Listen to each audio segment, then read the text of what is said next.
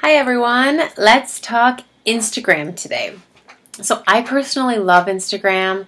My Instagram name is Wendy_FitCrunchyMama because I love to show my life in photos. And the best kind of sum up that I've heard about Instagram, especially using it for your business, is pretend like it's a magazine. So figure out those passions, figure out those things that you love, that you want to share about. And that's what you're going to use your Instagram for. Take photos of things like that. You know, if you pick up Oprah's magazine, for example, it's not just all photos of Oprah. It's the things that we go to Oprah for. That's why we buy her magazine. Think of your Instagram account the exact same way. So let's get started. Number 1. No kissing your Shakeology. I know we've all done it at certain times and maybe it's called for every once in a great while, but seriously, enough's enough. Let's not do very much of that. Number 2, you should have high quality photos. Nothing blurry, nothing dark, nothing, that isn't something that you're like, wow, I'm proud of this picture. Because this is your business. If you do have blurry or dark or photos of people that you don't know, send them to the person who does know those people. Don't post them on your Instagram for your business account. With that being said, your profile should be public. If it's private because you don't want people to see pictures of your photos, of your kids, of things like that, then you should probably just send those pictures of your kids or your dogs and things like that to your family members that want to see them, and may use your Instagram as your public profile. No before and afters in your undies. I know this might be something like some people are like, well, of course, but sometimes we use sports bras and shorts. Some people even prefer tanks and shorts. But if you do have before and afters that are in something that you're not really proud of, then people are going to see that and go, oh wow, great transformation. Oh wow, she in her bathroom in her underwear. Not cool. Not how you want to portray your business. So think of it like that. Pictures should be flattering, entertaining, attract people to you for some reason or another, and inspiring. And, think through that before you post a photo. Now let's talk about our kids and our dogs or cats and things like that.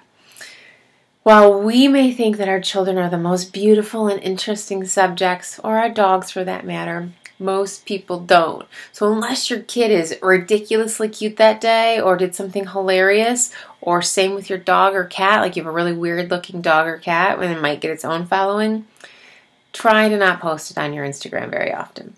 And this is something that I'm working on too. Maybe now go into your Instagram and scroll through things like that. And if you've got too many pictures of your dogs or kids that aren't adding value to someone, time is money, and people do not want to waste their money or their time just looking at cute pictures of your kids. So get them off your Instagram, send them to your mom. She'll be really excited about it. Okay, another tip. Do not put that you're a Beachbody coach in your bio. It's great to have somewhere else to send your Instagram followers.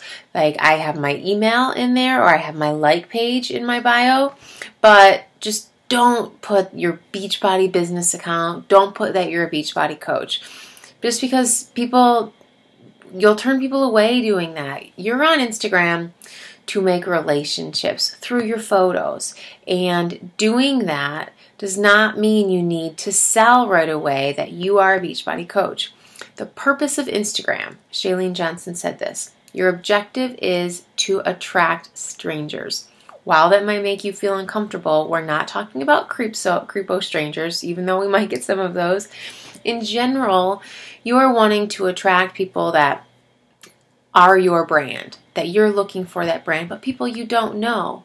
And so using Instagram and your photos as a way to attract those people is how you're going to do that. To direct message people on Instagram, even though I don't really like it, this is how you do it. You click on the home icon in the bottom left, and in the upper right, there's an envelope. You're going to have to send someone a photo. Typically, I'll send the photo that they commented on.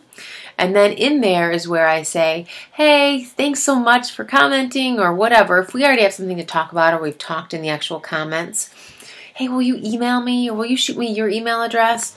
And then that's how you get, the message to them and you send your email privately. But it just isn't the best way to communicate. So think of where you want to be sending your Instagram followers. You need to be targeting specific followers. So in most of your posts, ask a question. Get that engagement. Also, if you are doing something, do a call to action. Say something like, tag 3 of your fit friends, or tag 5 other baby-wearing mamas, or whatever your brand is. Have other people help your page grow. You must interact with people's comments. Just like we do on Facebook, just like we recommend, if someone comments, use their username and comment back. And then make a list. Make a very specific way that if you think someone would be a great customer or coach, keep track of them. And then every day I try to do 5, you can do 10 or more. Go to their pages and comment on what they're doing. And then you start to, build that relationship, because again, all of this is about relationships. Let's talk hashtags. If you use the hashtag fitness, your photo will be at the top of there for less than a second. There are so many people using fitness and fitness-related hashtags. This is not how you're going to find your ideal market. We are not on Instagram to only share what we're doing with other Beachbody coaches. So think about that.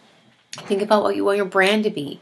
Do not, I just learned this today, do not put hashtags in your main comment.